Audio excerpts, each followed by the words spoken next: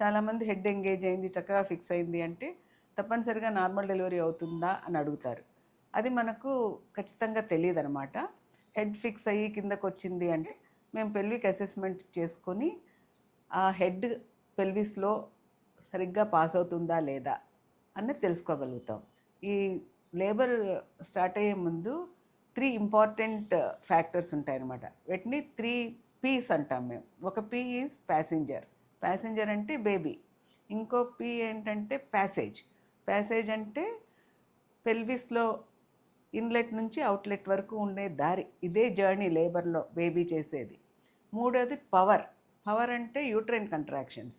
మనకు ప్యాసేజ్ని ప్యాసింజర్ని కొంతవరకు అసెస్ చేయగలం, కానీ యూట్రైన్ కంట్రాక్షన్స్ పవర్ ఎప్పుడు స్టార్ట్ అవుతుంది, ఆ కంట్రాక్షన్స్ ఎలా ఉంటాయి, దాని గురించి యాక్చువల్గా పెయిన్ స్టార్ట్ అయితే కానీ అర్థం కాదు.